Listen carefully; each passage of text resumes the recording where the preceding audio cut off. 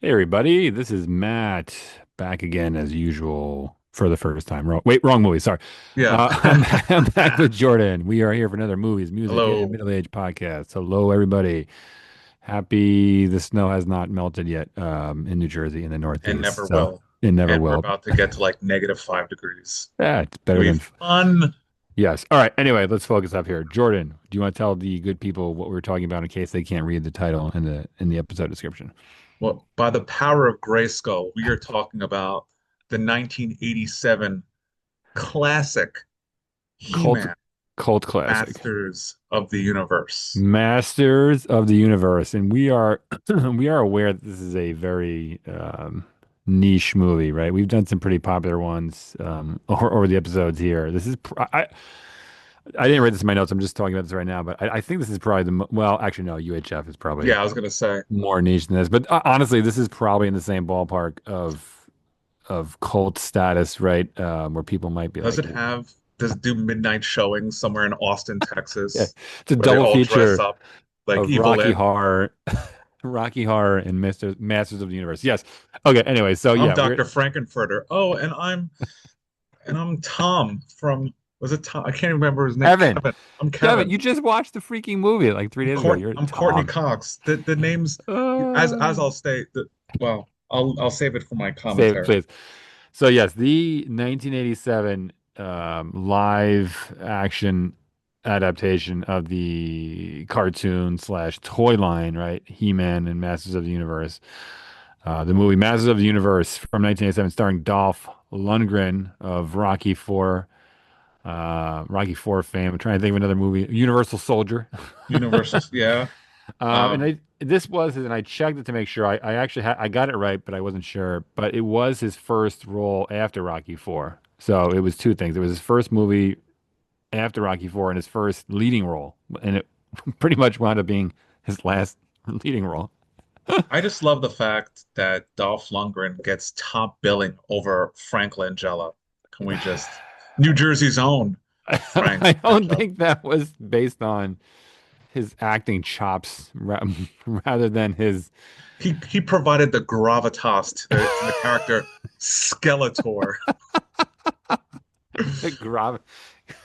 And can I just say Please, also, please say um, whatever you want. That's what this is for. on this Black History Month, there was not a single black person in this movie, except maybe there was an extra in one of the costumes Is and that stuff. But I just dawned on me, I'm like, is there that what was no jumped one. out to you when There watching was this no one. movie?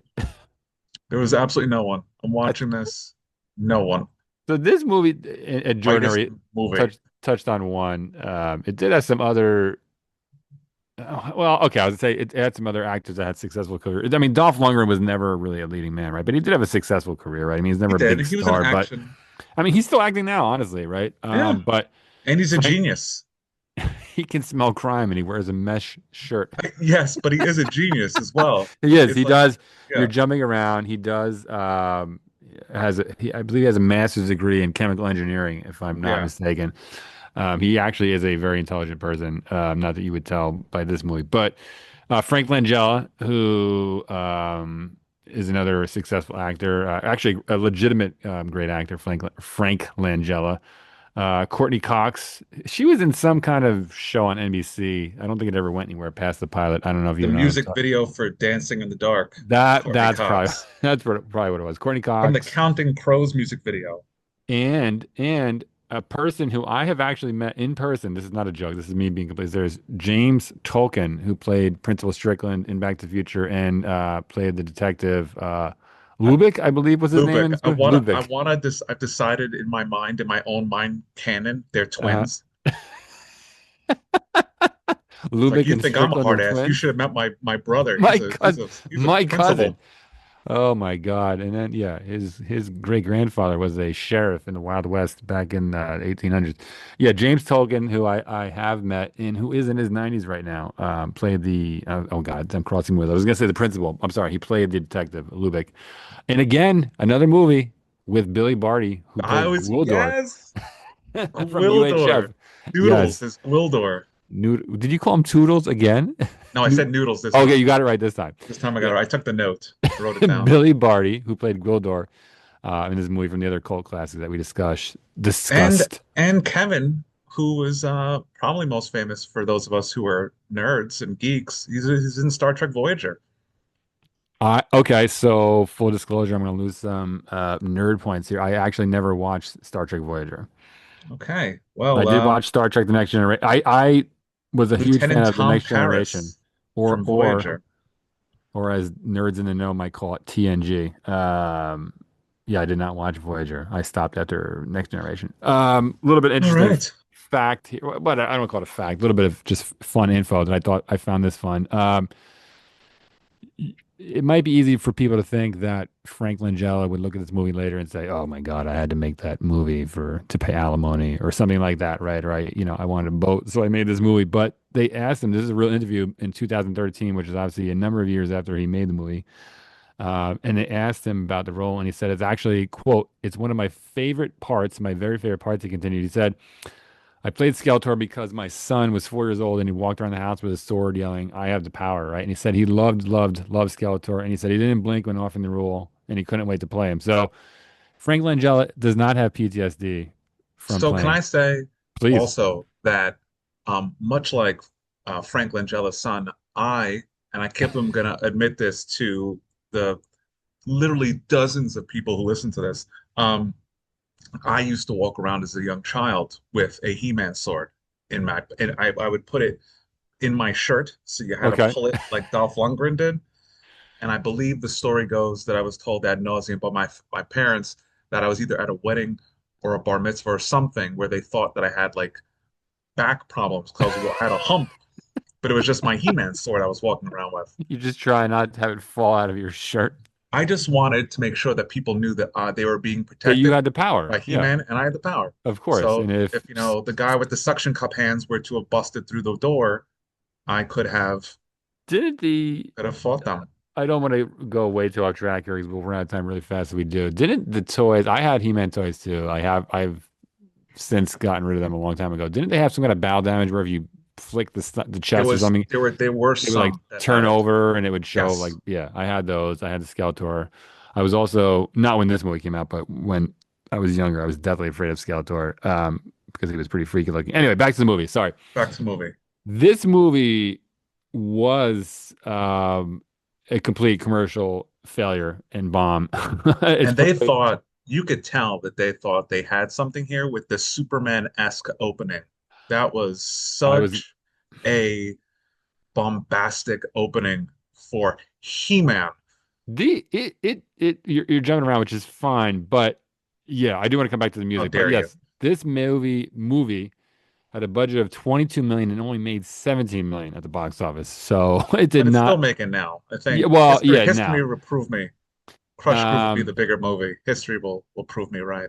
And like I said, it's definitely a cult film. They actually planned a sequel at one point. I mean, there were a number of reasons why they didn't make it. I think Canon wound up running out of money and they couldn't get the licensing rights. But Dolph Lundgren supposedly refused to star in the sequel and they had to replace him and it just fell apart before they could make it. So they wound up making just one, which maybe we'll talk about the little teaser they had at the end. But this is one of those movies that, for some reason, I vividly remember this. I vividly remember where I saw it for the first time, which is pretty rare for me, actually. I had neighbors, two boys. One was older than me, one was younger, but they were obsessed with this movie, and I mean it in the legit sense of the word obsessed. I won't say their name in case they're listening, but they had all They the helped toys. make the movie get half its money back. Obsessed with this, obsessed with He-Man, obsessed with this movie. Do you, by any chance, remember where you saw this movie for the first time? I'm guessing you didn't see it in the movies. Obsessed with Evelyn is what happened. Maybe in this movie.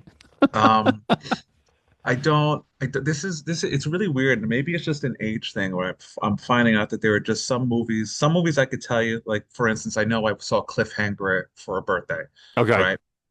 But there are other movies like this one, like The Birdcage last week, where I just don't remember not knowing this because I was obsessed with, like I tell you, I saw He-Man, I believe it was in Radio City Music Hall. They had like a live Oh He-Man wow. Yeah. show.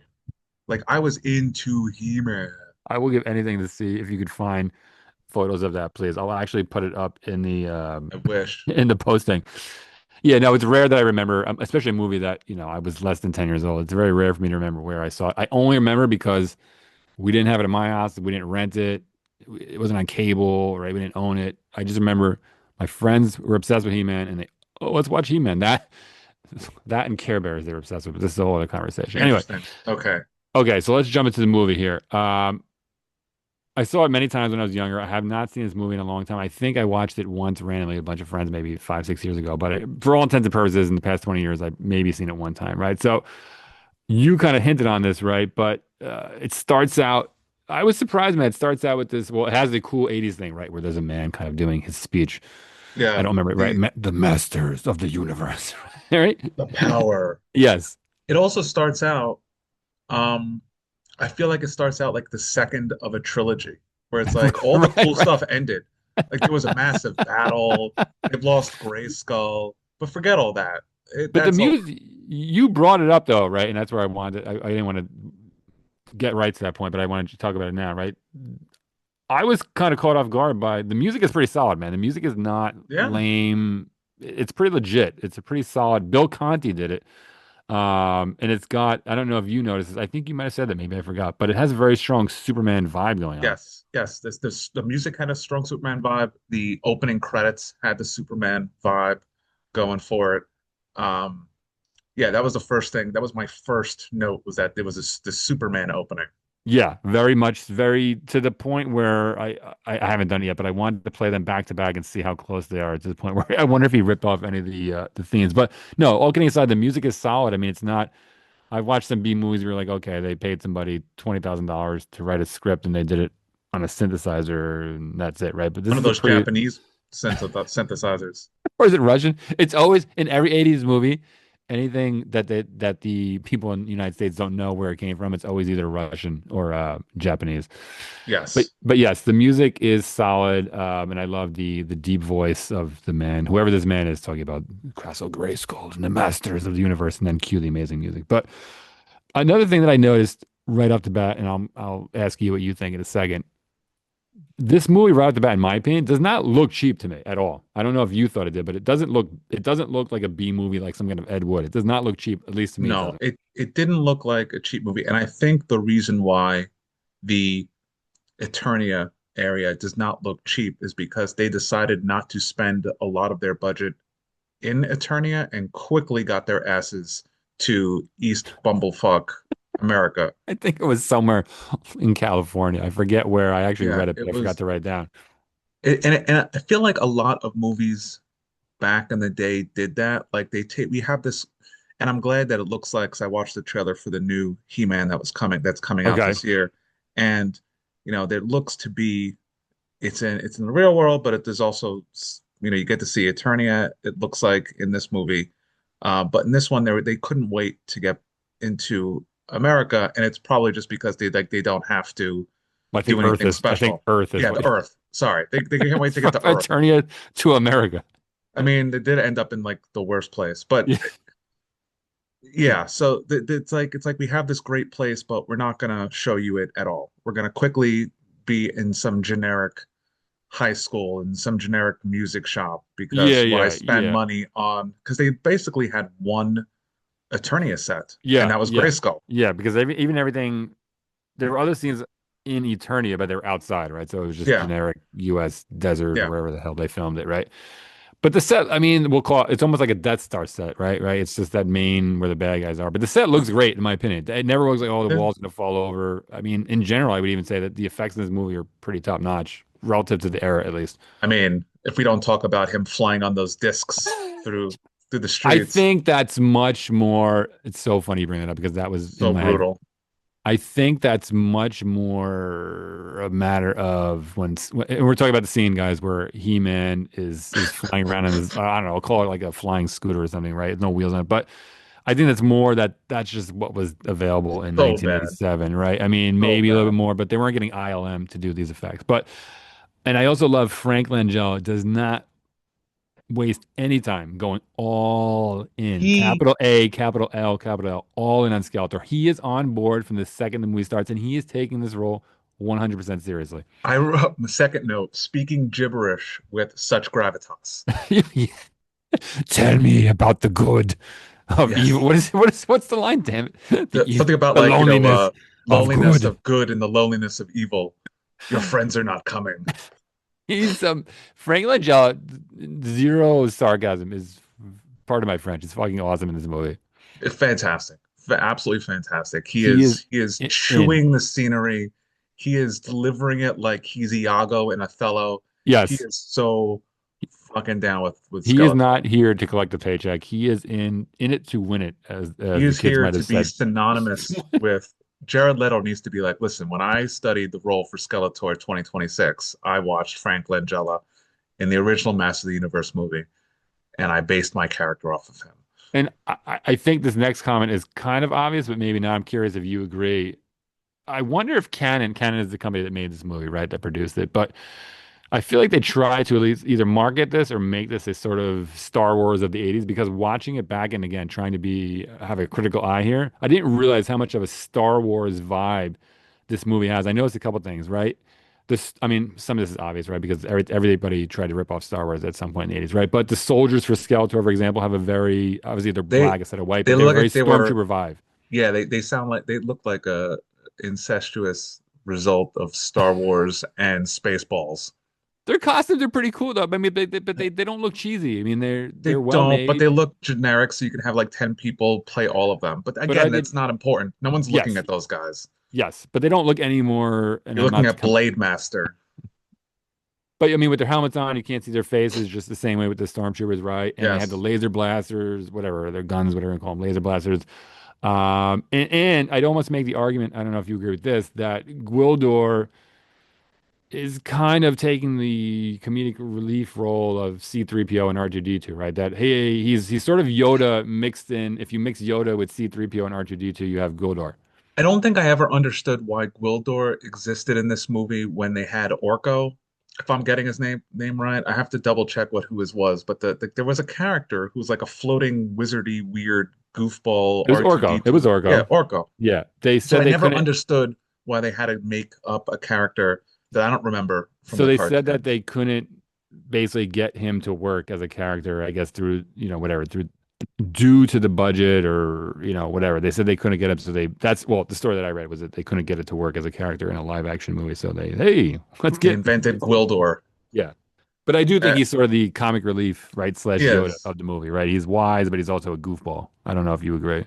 I don't know about the wise thing, but apparently he can soup up a car in like 5 minutes. I had 5 minutes. that. 5 minutes. Not I'm gonna, even. Why? I How? I wrote, quote, this is my exact quote of my notes. I'm going to give you guys a little hint behind my brain. This is my exact quote.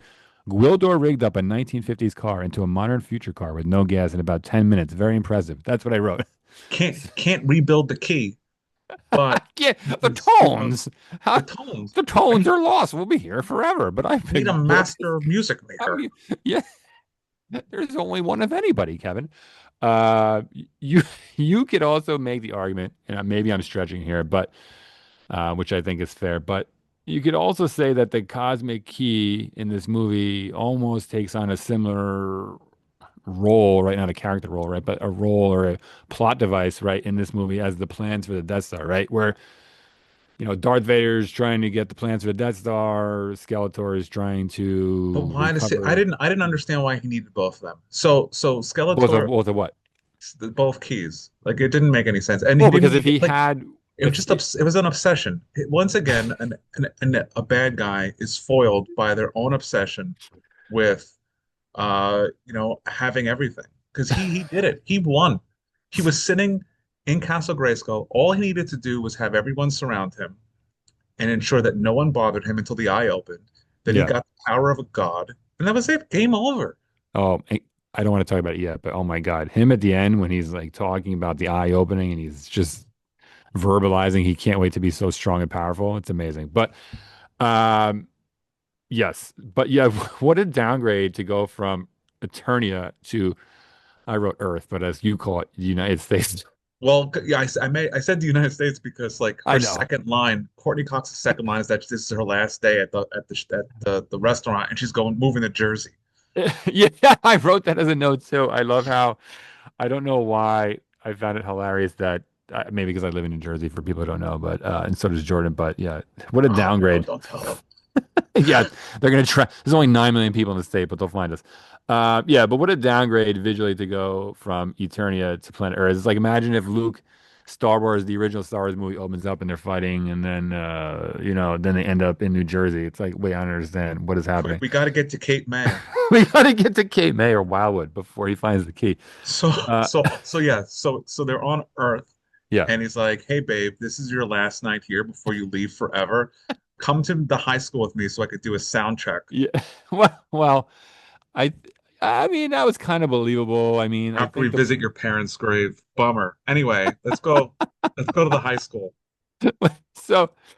I don't know what's yeah, I don't know what's not hilarious to me for a kids movie is that she's an orphan and it's kind of like, hey kids, I know this is based off a toy in a cartoon, but Her yeah, parents are dead. her parents are dead, she's an orphan, and it's even worse because guess what? She lied about having studies, so her parents took the plane because she lied, instead of going to the beach. Enjoy, kids. Isn't this fun? Yeah, enjoy. You Yeah. find don't worry, you find out later her dad's just a shitty pilot. Yeah. And, oh, look, here's a synthesizer in the cemetery. Everything's fine. Yeah. And it's one of those, as we mentioned, right? One of those new Japanese synthesizers because, as I mentioned before, everything in the 80s, high tech was, quote, in Japanese. I'm done grieving. Take me to the high school. But I think that to come back to that, I think that was not that I'm trying to turn this into a serious dissection of this movie, right? Or the plot, right? But I think that was pretty believable, right? I mean, that scene played to me as, hey, I'm leaving. I know you want me to stay, but my mind's made up, right? And that to me kind of played as, all right, listen, this is it. She's leaving either way. Let's just make the most of it and try to act like we're gonna have one normal night Well, before. I was gonna say then her boyfriend's probably not taking her anywhere other than like Lookout Point or back to his place. No, Hey, they're eating. let's go back to your place. Your parents aren't home. They're dead. Come on. That's no big deal there. No. Your, your parents aren't home. They're dead. Oh, we That can won't do get it. you. Let's We raid their can liquor cabinet. They're not we gonna can find it. we can do it in their bed. All right, I'm sorry. Let's just stop. You caught Too me so off far. guard. I have no idea how to get back on track. Wow, that was a good one. Yeah, we can fool around your house for once. Your freaking parents are not home. You don't have to worry about your dad coming down in the We know basement. where they are, and they won't be any. We know where they are right now, and they won't be home anytime soon. Is it just me, or does Meg Foster, who plays Evelyn in this movie, look like the doppelganger of Kirstie Alley, or am I just imagining that? Um, yes, I can see. You're not imagining it. I'm trying to pick. There was was it her in Star Trek? Christy Alley in Star Yeah, Trek she that she played looks like? Saavik in Star Trek too. Yeah. Yeah, she has a very much that look. Did you notice that every time something bad happened to one of the good guys or Skeletor did something evil, she made a little smirk in the Oh, corner of her face yes, to the she was point where into it. she looked like she needed a private moment? Was it just me? Every time. No, no, it was not you. I almost wrote that note down, but she was just like, "Yeah, that's right. Yeah." I'm not even, it's gonna sound like we're just being two dirty old men, but I swear to God, obviously I didn't notice that when I was 7 or 8 or 10 or whatever, but I'm watching the movie and every time, legitimately, somebody Skeletor shoots Courtney Cox and she's poisoned. She's like, They're every whipping time. He-Man. She's fanning Yes. herself in the corner. She's like, "Oh, this is Again, everything I love." It has a her shirtless He-Man, Skeletor causing violence and pain and for whipping. those of She's you out there all listening who think weak that in the knees. we are being just dirty for sake, we are not. This is legit. Watch it. Go watch it back and watch her face every time anything bad happens And to a then good tell me guy. I'm wrong. Yes, this is completely serious. Okay, I'm glad it's Speaking, not wait, just hold on. I'm sorry, but also, yes. while talking about getting hot and bothered, Dolph Lundgren is pretty much topless the entire movie to the point where He's once pretty much again, naked. He's what wearing a yes, and once again, we're gonna play topless, a game. not wearing We're pants. yeah, that's true. He's wearing underpants. We're gonna play a game. Uh, I started this in Roadhouse, where what did I Google? What did I Google after watching He-Man? There's no way to know. I don't know. This one I'm not going to get, so you might as I well just tell me. wanted to know if Dolph Lundgren's abs were real in this movie Oh, of course. because, and they were. Yeah. They looked too because there at one point, and he's glistening. People, listen, if he's glistening, he is sopping wet the He's actually entire. still in phenomenal shape. I think he's in his 60s at this point. He's actually Yes, still in phenomenal shape. and his belly button just looked weird to me. So I'm like, is that a prosthetic? And it wasn't. It was I, real. I never. Dolph Lundgren's belly button never crossed my mind. But okay, we are wow, people. We are going off the rails here in a good way. I did think another thing in keeping with the that I think this movie is actually really well made theme, right? The henchmen that he sends to Earth, Skeletor, are actually super cool too, right? They had Saw Rod, Blade was cool, and Karg, right? I thought they Karg were always super. reminds me of like a grandmother. I don't know why. Maybe it was the No, hair. with his Maybe hook, it was the hair. the hook that teased out. The Why was hook, his hair teased out? teased out white hair. I'm like, oh, it's like a Even even in grandma from Eternia, the 80s. it's like Captain Hook mixed with Jordan's grandma and somebody who's Weird. been in the sun for 10 years straight with He zero used sunblock. he used Aquanet to get it like that. It was No, very well done. but all kidding aside, though, I mean, again, to stick with the theme that I brought before, these aren't cheap looking costumes. They're believable. They look good, in my opinion. Yeah, And they're kind of I mean, scary too, right? They work, I I guess think, if you right? were a kid, especially the Beast Man. I mean, you Beast can't, Man was pretty cool. yeah, but you can't watch it as like a 45-year-old man, like, I don't know, man. I don't think it's bad, Listen, honestly. I am a fan 100% of practical effects when you there are so many talent. There was a show I think on like Sci-Fi or something where they just it was just people who did practical effects and it was like who can It's do a the dying best art, practical sadly. effects. It was phenomenal. So yeah, I am down with the idea. Like I'd rather have someone build a Karg to be in the scene than, oh, talk to this ball. Just pretend the ball is the thing that's going to be there, and we'll put it in after the fact. Right, because you're not reacting to anything that's actually occupying physical space, right? Or surrounding you or in front of you, behind you, to your left, to your right. You're just Yes. yeah, So you're I really was a big acting at that point. yeah, no. Watching it as a in my 40s, I can be like, oh, well, that's how they made Skeletor's mask because you can see they couldn't CGI the nose like they do with like in Fallout. I don't know if you watched the Fallout TV show. They No, have but I the know what it is. ghoul. Yeah. The ghoul Yeah. doesn't have a nose. Is They that just put dots. They just put dots on his nose. Walter Goggins' nose. yeah. They just put dots on it. It disappears. But you have to build the makeup so you can remove Frank Langella's nose so that he doesn't have a nose because he's a skeleton. And they did it. It looked good. I mean, I But can again, notice the things at now, but back then I thought it yeah, I was mean, awesome. honestly, the only thing I genuinely thought overall the effects and the costumes and explosions, everything was top notch. The only thing that really stood out to me, and this is 100% a He-Man's cape. Why did they no, have one? 100% Oh, a something that was popular in that time was a couple of the matte paintings, right? When they had the matte painting of great, yeah, but but but there's matte I paintings in Return, Raiders of the Lost Ark. I mean, who I cares? look at I look at those now like with nostalgia. When I see that in a movie, I'm like, oh, that's so cool. Because even that's a lost art. Like Yeah, there was yeah. someone painted that for a background.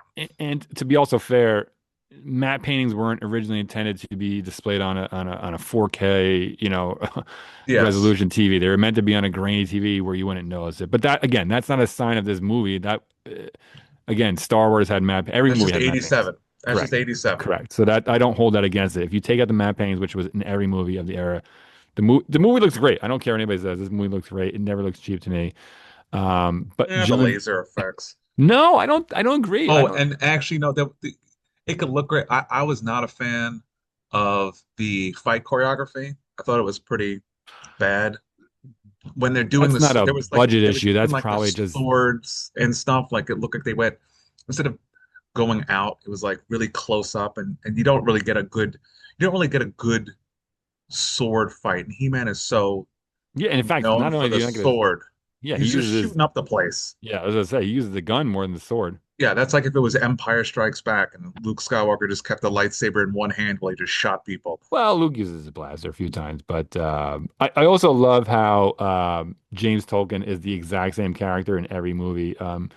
He's a cop in this movie. It's basically Strickland. If you take Strickland out of Hill Valley and put him in this Yes, movie, it's the same character. that's why they're twins. Yes. And I randomly, random FYI, I never noticed this before. On his tie, he had a small pin, about a half an inch long, of handcuffs on his I did tie, not which know that. means nothing, but I was like, oh, never noticed that before. Oh, Uh, oh, yeah.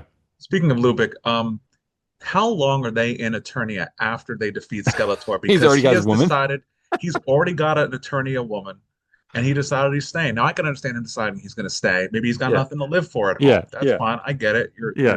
You got the beat, and that's it. Um, but he found someone real quick. I love sticking on the Lubick theme. I love when Kevin and Lubick are in the back of the music shop, fighting over the gun, right? When Skeletor is fighting He-Man out front. And Julie looks out the window, Courtney Cox, right? And she sees her dead mom, right? Yes, And totally believable. it's basically, listen, it's fine. You guys are fighting over a gun. There's an intergalactic battle going in the front room, but I'm gonna take a stroll outside. Is that cool? She just walks out. She literally looks at her And then she comes boyfriend. back and she takes the key and she's like, "I'm sorry," and leaves. Julie. Is this cool? Is this cool? My mom's dead, but just don't mind. I know you guys are fighting over this gun. You guys will figure it out. You're two. It's just boys being boys. Yeah, Um, yeah. I don't It's know the why. '80s. You guys do what you got to do. You'll figure it Uh, out. And then, did you really think that was your mom? Really, really, she's like, really? no. How could this be Oh, she grabs, possible? almost rips her hair out. And and Meg Foster just gets excited again. Yes, yes. Did I cause you pain? Is Yes, it wait. So physical? Point on your body where it hurts the most. I'll point to my body where I enjoy it. Okay, moving right along. And in the scene where Skeletor arrives in his flying, I'll call it his throne ship, right? When they're on the top of the Yes, building, and Skeletor finally gets He-Man to surrender. yes. Um, and then He-Man surrenders. He says with his accent, I'm going to try to his accent. I don't want innocent people to die. He's got that voice, right? Yeah. He But was trying. I love how Skeletor is annoyed and he just mocks him. He says, "Well said, He-Man. How Yeah, noble of you." Rolling yeah. his eyes. Well said, He-Man. I'm sorry. He's yes. I would have. I really do wish that there was more between the two of them because there was a while like I didn't look it up, but I feel like He-Man did not get as much screen time as others, and it was very kind of disappointing that the movie was mostly uh, Julie and Kevin. And I felt like, Yeah, and then He-Man shows up, and then he goes away, right. and then he shows up again, and then he goes away, and then they have their big battle, and the big battle where Skeletor becomes a god, and then instead of just striking them down, he has his lackeys attack. Neil. So I wrote that too, but like the fact that Neil. he's a god, but he's like, oh, stop them! Like couldn't you have just killed them all? His You just powers said didn't you were upgrade God. very much. You're a cosmic being now. You're a master of the universe, and you still need these randos to kill these people for you. But that aside, Yeah, I would have liked to have seen the two of them fight with each other more. It I was really agree. only until the end where you had because as you're a kid, you watched He-Man. It was between He-Man and Skeletor, and the only time we really see them together is at the end of the movie. And they also, I agree, I agree, but they did have to, right? Which I wrote. It's kind of like working in Cowabunga to a Ninja Turtles movie, but they had to work in I have the power, right, into the final battle scene. That was kind of a Yes, he has when the he power in the final battle scene, and then the random time where he does it again when they're looking at the amulet, where he just all of a sudden naked Dolph Lundgren shows up again to yell, "I have the power." and it did have the. We're running out of time here, guys. We still have a few minutes left, but we want to start heading towards the wrap up here. But I do love how this movie continued the 80s, very 80s tradition of the bad guy falls off a building or he falls into a pit or some kind Yes. of he falls to his death. The bad guy in every 80s movie had to fall to his death. They continue that here. Like, oh, how's he gonna die? I got you. Check this out. Well, 1000 IQ. can't stab them. You don't want to show blood in the kids' Of movie. course, You of can't course. shoot them. You can't strangle them. You can't blow them up. So they fall, and you don't see them land. So It's a he went they're to go visit dead. his Where did he go? He went to a farm in upstate New York. Skeletor's fine. He's playing one. with other sentient skeletons. Oh my God, with other imposters to the throne, I guess if you will. Yeah. I He's there did with Hans and Gaston and and Emperor. They're all the people who've been fell to their death. They all just are on and a Dick farm in Jones from upstate New York. RoboCop. Yeah. I With do his love when wacky arms. I watched. Oh my God, I know exactly what you're talking about, but I can't now. I know, yes. When they're fighting the music store and they ruin all the music equipment, a little part of me died inside because yeah. But I said, what are they doing? Thousands of dollars equipment in the garbage. No, they shot that Casio keyboard Yeah, and only set fire on one side of it. I know what this is. All right, so before we run out of time here, I already know. I don't even know why I had to ask, but I'll just ask it anyway to kind of cross it off the list. What was your favorite quote in this movie? Come on. Okay, so not everyone obviously listening I, knows us, though. I think there's a good percentage of the overlap of people who both know us and are listening. yeah, Good journey. yeah, of course. I wrote it Good down. I journey. I just asked. Mine is too. I mean, there's not really many other quotable lines. It's not a quotable movie. That's not a knock. It just isn't. It's not a movie that I would. Yeah, I even mean, you can't even say Eyes of I don't Power. even think Yeah, that, I don't even think they say the power of Grayskull, but maybe they does he say it at no, the end that I don't I remember. But have the power? And that's also kind of annoying too about the I have the power thing because generally in the cartoon that was when he transformed from Prince Adam to He-Man, right, not while he was He-Man. and So there was they completely got rid of the Prince Adam thing. Um, but yes, good journey. It's got so to be good journey. It's so perfect and agreed. so cheesy and also wonderful. Agreed. So before we run out of time, I want to do a quick wrap up here, and I'll give you my final thoughts, and I'll let you kind of close it out. I had to be honest. I saw this movie a bunch of times as a kid. Then, like I said, I didn't see it for a while. I really don't think this movie is that bad. I know it gets sort of a bad rap, but I honestly thought it was well done. I thought the effects were good. I thought the music was great. I thought the sets are good. It's got a nice mix of it is kid friendly and ridiculous, but at the same time, it's pretty dark, right? Too, which for 1987, there's some pretty dark stuff in this movie, right? With her infection in her leg, we think she's gonna die, and her parents are dead. And I think some of it was nostalgia, but my final verdict is I genuinely enjoyed watching it. I don't think it's great, but I enjoyed it. It was fine. I don't know what your thoughts are to close this out It here. was fun. I mean, it was fun. Will I watch it again? I can't. Maybe I could be very happy never watching it again, just because there's other incarnations of He-Man. Hopefully, the new one looks good, and is good. It was fun. I laughed at certain scenes. It was ridiculous. It reminded me of my childhood. Yeah. Watching it again. I don't think I don't think that it looked that good. I think there's certain scenes where I'm like, they're in a lot, or the light, the blasters are just, where are they hitting? I don't know. Um, Everything made sparks. Anything that shot Everything made made sparks. sparks. Everything exploded and made sparks everywhere. Yeah, so many sparks and so many explosions. Uh, Lubick should have been killed when that car exploded that he was behind, but that's fine. But it really wasn't that bad, honestly. I mean, it No, could have been no. Listen, it could have been exponentially worse. there are worse movies you can see. One of them's currently playing in movie theaters right now. Um, we gotta review that one day. Yeah, yeah, oh yeah. That, Yeah.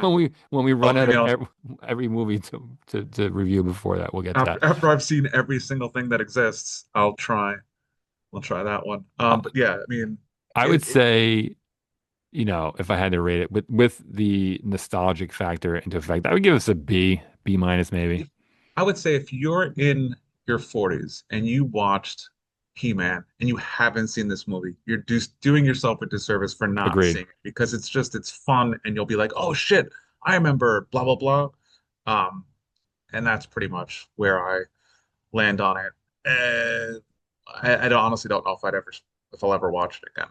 Yeah, it's Not fair to say enough. that it's bad, but I No, have no agreed. reason to watch it ever again. Agreed. But that doesn't, and I know you know this, but that doesn't make it a good or bad movie. But it was fine. I was entertained. It's over. Maybe I'll watch Yeah, again. But yeah. all right, everybody, we're gonna wrap up here with that kind of closing thought. Thanks, Jordan. So before we're done here, Thank you, Matt. Thank oh, you. you are welcome, Jordan. Thank you very Please, much. thank you for listening. Please follow, like, and subscribe. Put a comment down. Say anything good or bad, and yeah, we will see you all next week, or you'll hear us all next week. Yeah. So Good thanks, everybody. good journey, everyone. I'll end on that. Good journey, everybody.